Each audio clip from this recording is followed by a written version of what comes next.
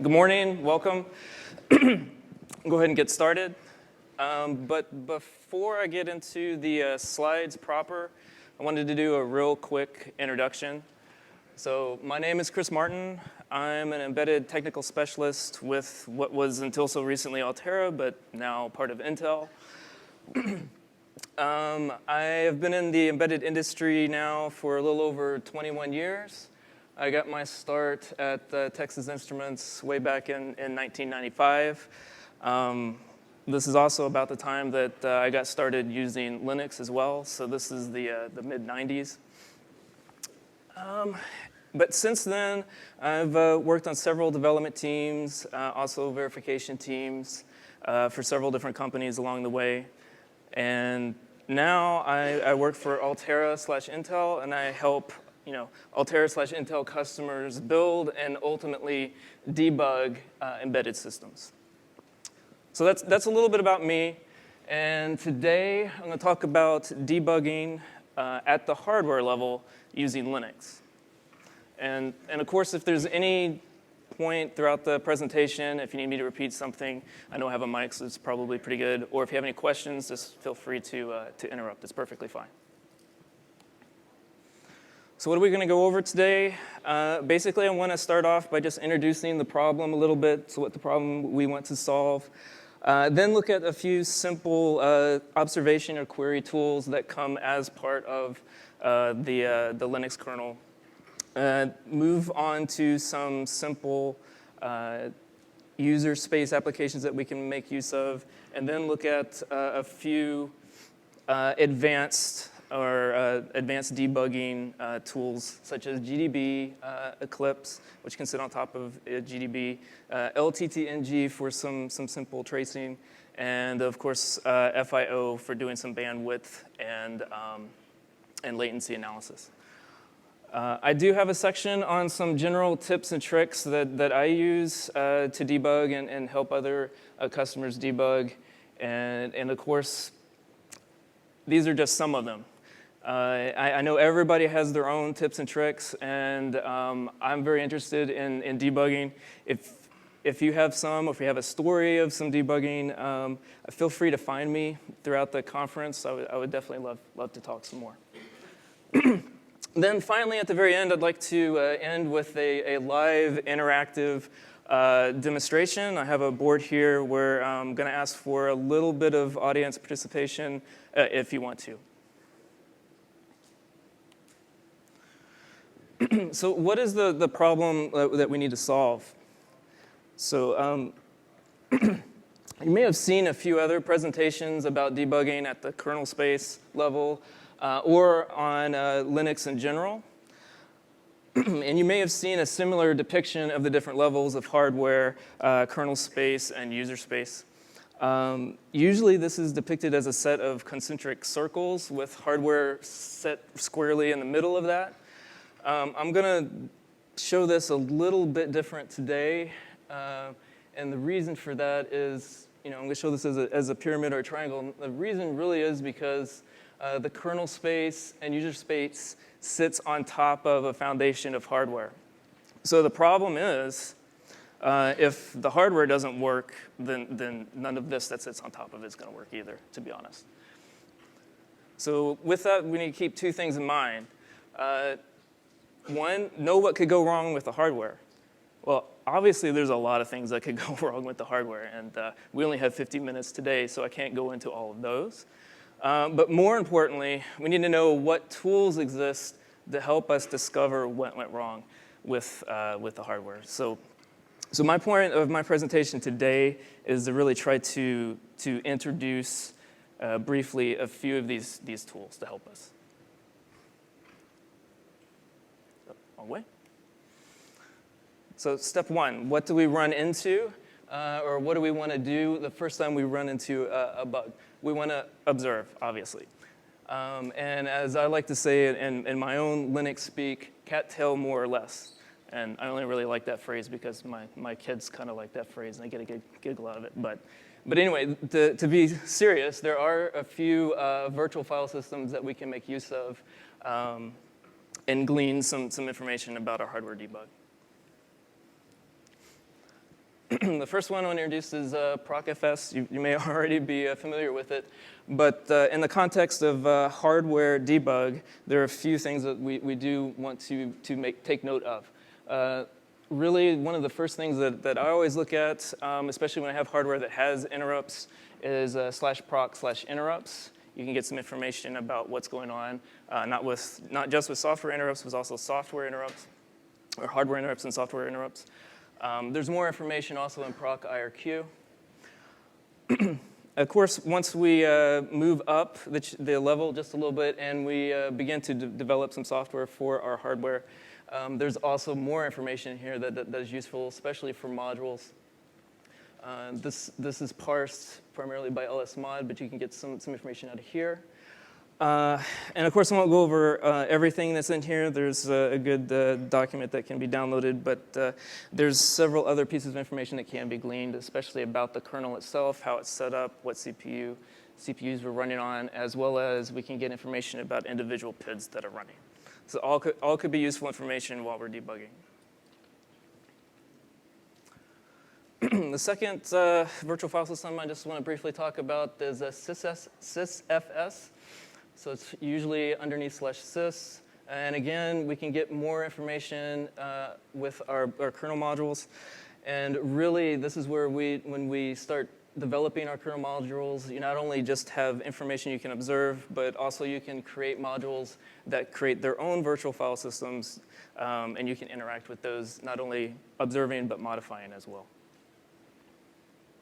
So that's two virtual file systems we can make use of. But there's definitely a third. And that's the debug fs. And I'm just giving you a few configuration or kernel config options here to enable this. Obviously, it's underneath kernel hacking. And I also lumped in ftrace because I typically use these hand in hand. But you can enable ftrace, which is a tracer that you can interact with the kernel with. And of course, I've listed out some of the tracing capability that shows up underneath debug fs.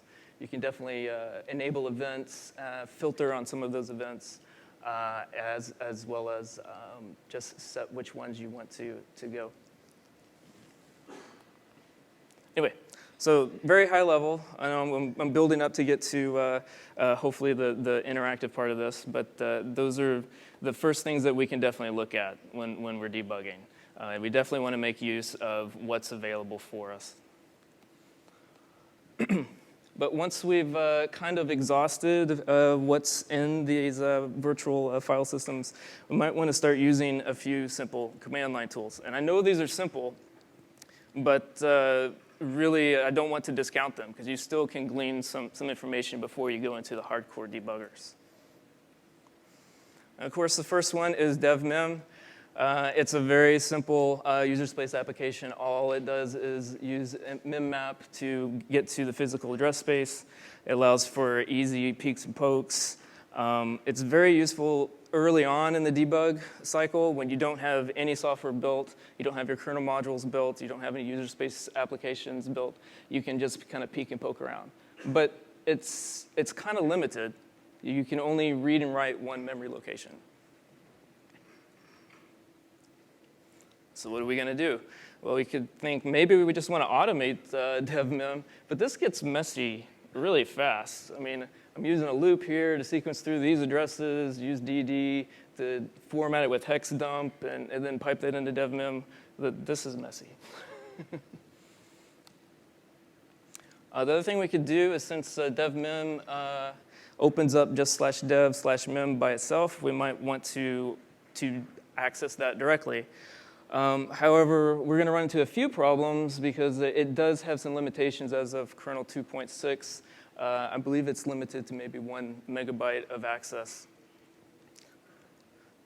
So there have been a few alternatives to devmem. So there have been a few developers that have created their own, wide open devmem or a device that sits underneath /dev. There's one from Crash that's just /dev/crash. And then, of course, there's a few others as well. But I want to highlight this last one, which is a little more interesting. It's KDB, so it's the keyboard interface 2kgdb. And there is a command that's inside this that allows you, this is mdp, that allows you to access physical address space. Still a little bit limited because you can only access what you're currently looking at, but it is useful. Real quick, just a few other debug command line tools. Again, I know these are simple, but I do find them useful on a day-to-day basis. Of course, there's strace. This will just display a dump of all the system calls that's used by any executable. Although I think that this does come at a price. I don't know how slow it's going to get, but I did read that one user was kind of looking at this and gathering some statistics, and he was saying it was 400 times slower. That's just one data point. I don't know if that carries forward, but I'm pretty sure it's it's dependent on the system it's running on. Anyway, just a few other tools real quick. Readoff is useful for ARM systems, of course. It'll display some information about the contents of your L files or executable files. I use LDD and LDD debug environment variables quite a bit to look at what's going on with my executables and the shared libraries. NM is very useful up front to look at your symbol table in your user space applications. And really the final one I want to mention on this slide is dmessage. I don't want to discount it because this will really give you some information at the very beginning of when Linux is booting up, and that's when Linux is really trying to interact with your hardware anyway. So there's a lot of good information that you can glean out of that as it starts booting up and interacting with the kernel modules. And this is just an example of strace if you haven't seen it before. I'm just running strace on LS, and it's doing a few interesting things. It's trying to access some memory as well as opening some files.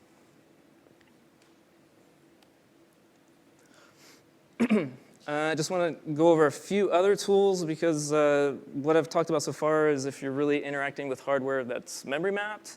There may be a few cases where your hardware is not memory mapped. It may be sitting somewhere else across an Ethernet channel or on a PCIe bus or over USB. There's definitely some tools here to help you out. I use PCIe quite a bit. I haven't used LS USB that much. I don't have too much on your debug on USB.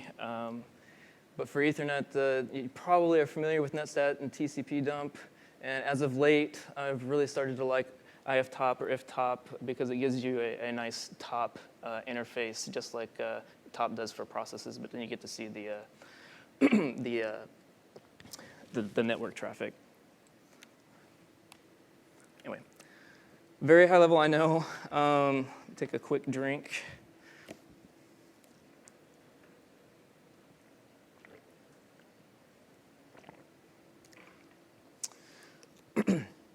So once we've used some of those tools, we want to really move on to step 3, where we're going to start really debugging.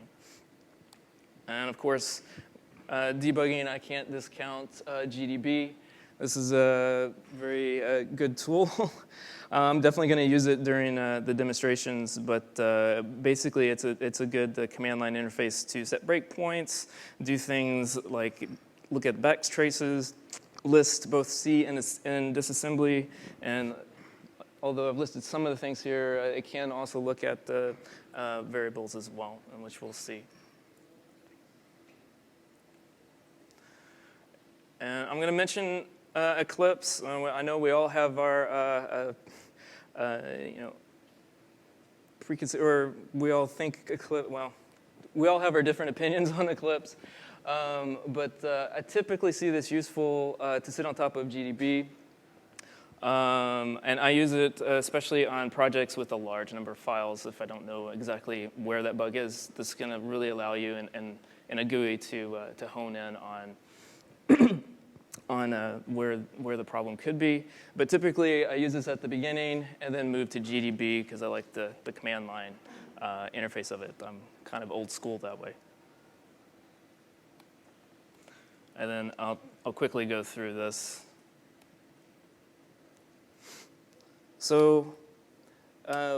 once we move past debuggers, there's just another class of tools that I want to briefly touch about before we get into the demos, and those are tracers. And I'm using LTTng just as an example here to talk about.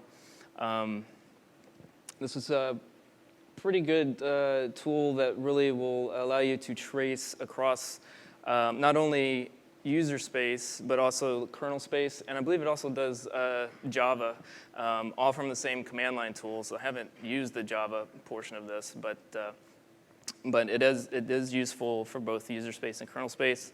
It basically comes as those three pieces. A kernel modules allow you to trace or build trace points inside kernel space, a set of user space libraries to allow you to trace from user space, and then tools to run these, set up your traces. This is just a simple hello world program that I was running and tracing a few strings and integers.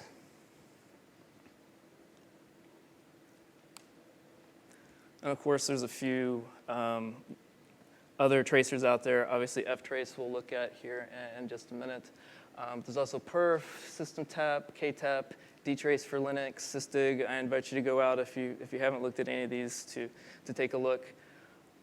Just an interesting tidbit, the dtrace for Linux, I believe, was originally developed for Unix.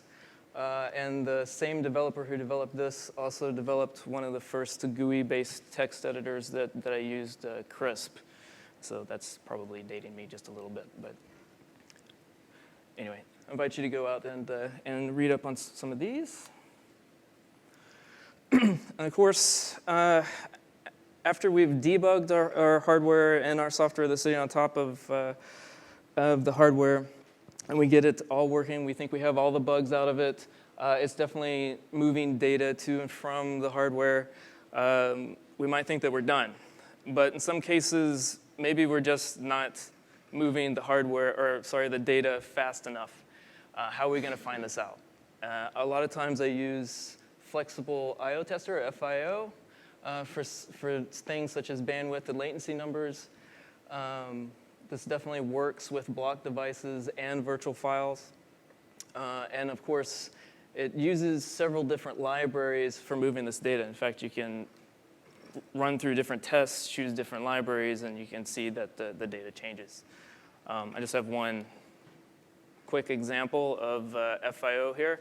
So this is an example of FIO running on an older Linux box at my house. Basically, I'm testing an NVMe drive. Basically, on that machine, it's sitting on the PCIe bus, but it's not one of the latest PCIe buses. I'm testing it at the PCIe Gen 2x1. And then I was just getting the raw bandwidth numbers over a series of tests. And then I want to mention a few other tools. These are ones that I'm starting personally to look at. One in particular is OpenOCD, or the Open On-Chip Debugger. This will allow you to do some debugging via JTAG. And I know I haven't gone into any low-level details on many of these tools, but I do know that there's a presentation later in the week that's dealing with debugging at the kernel level, and it does mention on-chip debugger, so I am interested in going to that session. There's another tool that I found particularly interesting, which is RR, and not just because it makes me sound like a pirate, but it does allow you to kind of do a hybrid GDB and trace. You can, instead of debugging live, you can run this, save all of your data, and then kind of use GDB to move around and see it after the fact. And then the other tool, I haven't used it, but I'm going to mention it anyway because some of my customers have, and that's Valgrind. And really, this comes into play when we need to do some really intensive memory or cache thread or scheduling analysis. This will help you to do that if you run into those sort of problems. But I'm not going to talk about those problems today.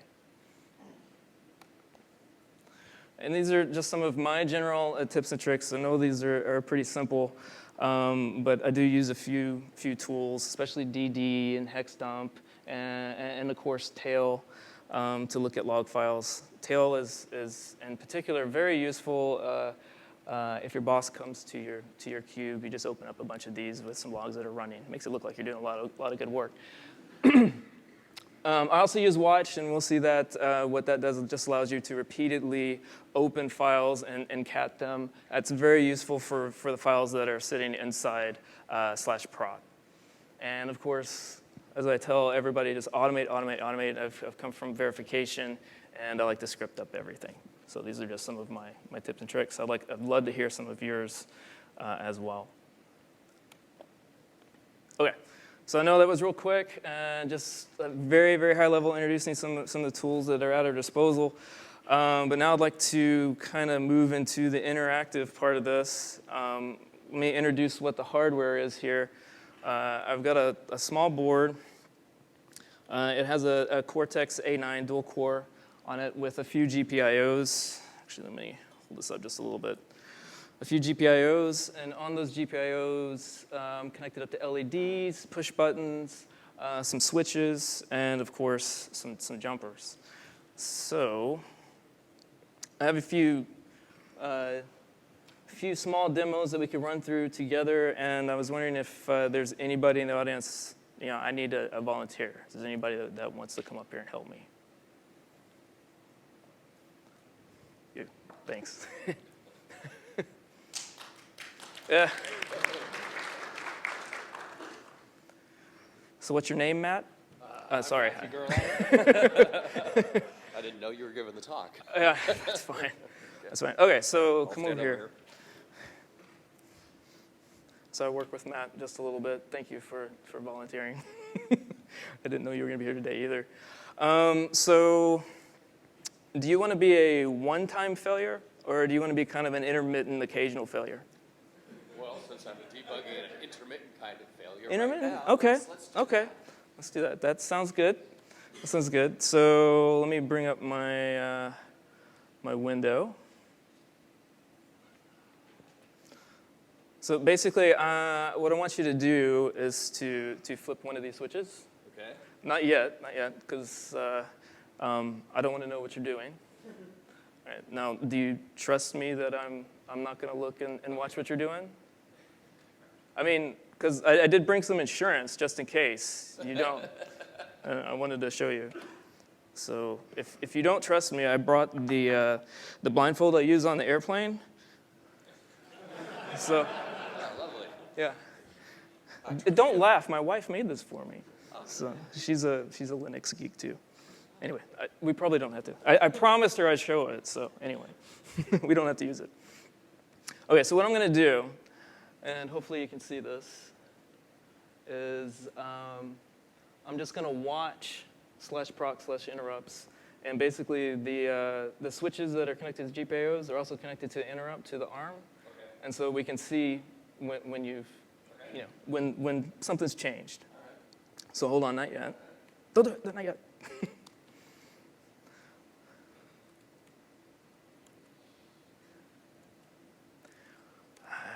If I can type today, that would be helpful. All right. The number of people watching you is inversely proportional to the speed of the typing. I think so. Yeah, that's been my experience. Okay, so here I am watching what's going on inside of /proc/interrupts, and that's not useful. Sorry. Okay, we'll try that again. So I'm going to look for any of these numbers to change. So at your leisure, change one. All right, it looks like you're flipping switch 3, so we can definitely see that moving, and maybe switch 1. So definitely we can just kind of monitor this and see when things happen, especially for interrupts. Okay. So that was really a simple demo that I was going to show using /proc. Of course, another thing we can do is look at the GPIO lines themselves. So that's underneath /sys kernel debug GPIO. And if you flip those switches, you can see this move as well. So these are moving from high to low.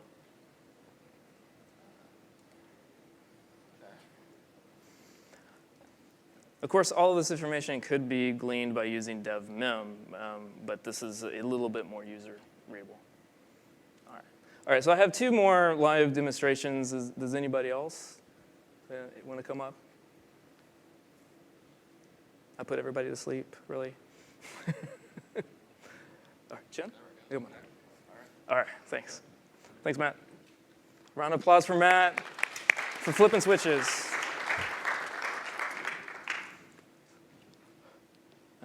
How's it going? Good to see you again. I just remember seeing you last year. Okay, so since Matt chose demo 1, we can do demo 2. So I want to use GDB from user space. And this time, what I'd like you to do is grab one of these wires, not yet, but when I tell you to, and just plug this into one of these pins. So I've got to figure out which pin that you plug that into, of course, without looking. So to set this up, what I need to do first is, since all of these GPIOs here have pull-ups on them, and the other GPIOs that are driving out on this side, these are currently driving 1. So if you plug that in, it's not going to do anything. So I'm going to drive 0 out on all of those to enable you to do this. And I'm just going to use devmem to do it.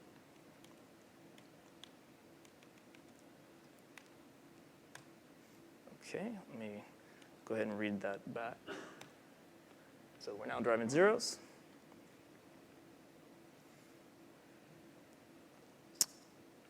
Let me go into my GPO directory. Okay, so anytime you want to, just plug one in. I swear I'm not looking. I don't want to use a blindfold because basically that's a real danger for a presenter, because I know as soon as I put that on, you guys are going to escape. So, okay, so there's one plugged in, right? Okay. What I'm going to do is I'm going to launch GDB and run example 1. This is a small user space application that I've compiled for GDB. And then I'm just going to run it. And then I'm going to stop it. So what this does is it goes through and it's waiting for a pin to go low, and then actually kind of calculates up the pin number for me. So all I can do here, just as a simple example, is just print the value of pin. And I think you connected to pin 18. Yeah, I know. 2, 4, 6, 8, 10, 12, 14, 16, 18. Thank you.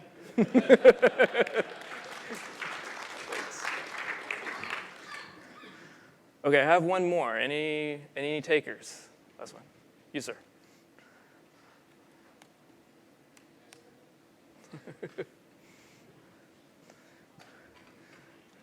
Okay, what's your name? Matt. Matt, another Matt. All right, good. Nice to meet you. Okay. Nice to meet you too. Yeah. All right, let's see if I can remember what my demo was. Hold on, just 1 second. Okay, so now we're going to look at debug FS and a little bit of a few things with ftrace. So what I've done here, or what I'm about to do, just to get this set up, sorry, you have to stand there. They took the chairs. They had chairs here. Sorry. So really what I have set up, and we haven't used these yet, but and it's probably useless for me to show you. You're not going to be able to see, but there's a few buttons here. Yep. And there's a few LEDs here. Okay.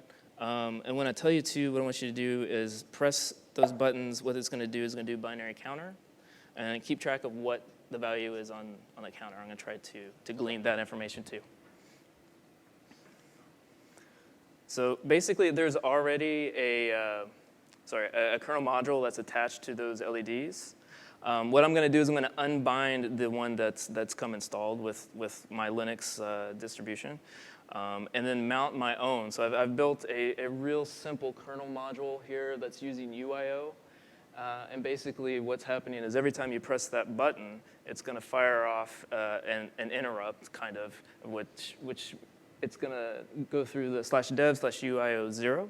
And I have a user space application that I'm going to be using to monitor when that interrupt goes off, and then I can then read out the values that are on the LEDs. So let me just set that up real fast so that we can get that running for you. So let me unbind the existing GPIO driver.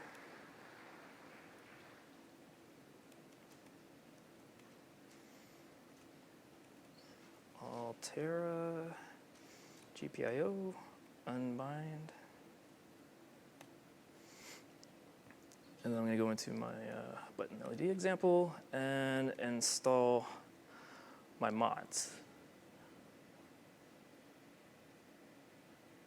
my modules.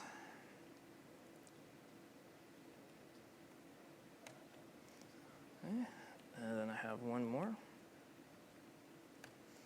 All right, so now my kernel module is running. It's printing out a few debug messages when it's entering in a probe and when it gets an IRQ. Of course, it's not going to print out the number of IRQs because I don't want to get too much information. We use GDB for that. All right. So that's running. My kernel module is running. Now I need to get my user space application that interacts with it. So I'm going to run GDB. And underneath app, I have an example 1.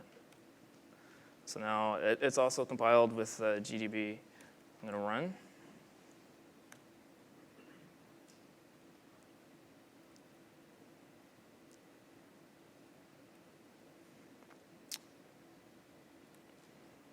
OK, and go ahead and push the button, see if the lights are. All right, it's monitoring a few. You have a pattern that you think you can remember, binary pattern? It's a few bits.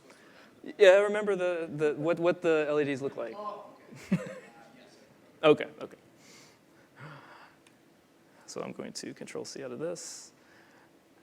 And now I can print, possibly, thank you, the count.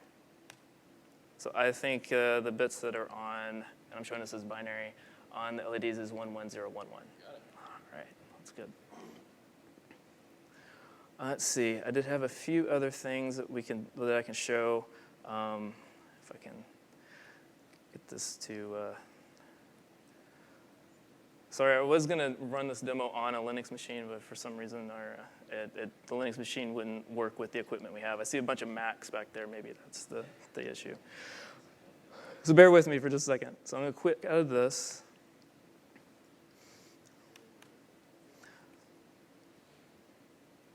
We can also look at some things that we can do with tracing inside the kernel here. I'm just going to grep for available IRQ tracers. Let's see, it's underneath tracing, available events. So a couple things I'm going to do. I'm going to turn on tracing when an IRQ handler for our particular push buttons is entered and when the IRQ handler is exited. So hopefully to save time, that's not going to work. I was going to try to cut and paste. Go IRQ, handler entry to slide. Yeah. You can turn it on by the events directory. And you can also do, if you do an ls, if you look at line, you do an ls assist kernel debug tracing events. And this will probably be easier for. Okay. Yeah, the set the event itself underneath. Yeah. You can set all the events. You can set so assist kernel tracing events and do an ls of IRQ. Hold on, debug tracing, right? And it's underneath IRQ enable. Under events, first events. Okay. And IRQ is a directory. That's all the subsystems. Yep. If you just ls there, you can see all them, and then you can pick it, and then there's that enable file that you enter one to. Right, there's an enable underneath each one of these, right? That's right. So just, thank you. Actually, that is helpful.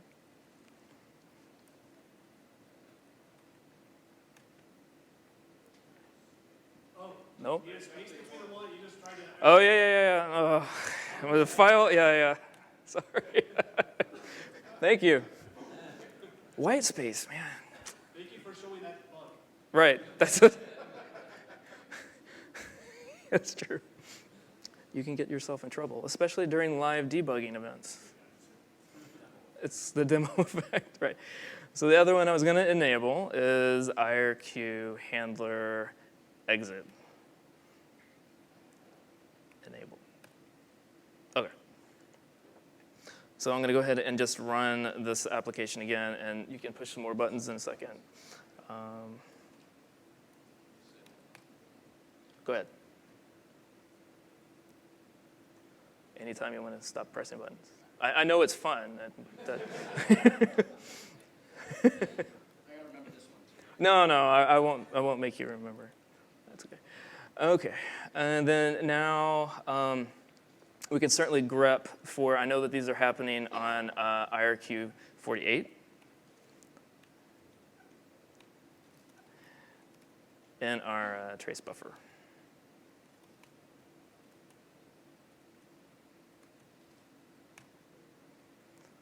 Maybe not.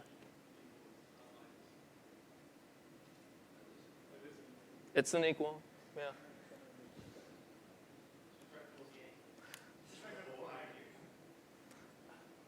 Let me, what's in it?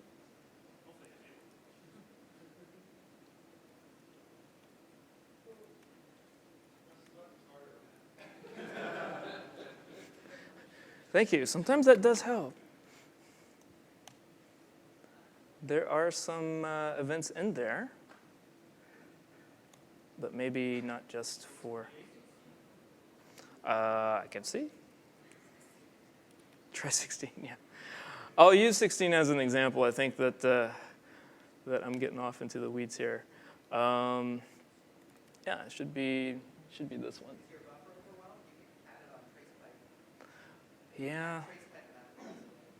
Well, I think we're getting off into the weeds, but yeah, it's true. All I was going to say is that you can look at basically the duration of your IRQ handler, at least between these two events. I know that there's other things that you do want to look at, such as the latency for the IRQ to actually get through the hardware, as well as the schedule latency. I'm not getting into those details right now. I know the guys that talk about the real-time patches, they'll definitely have some information on that.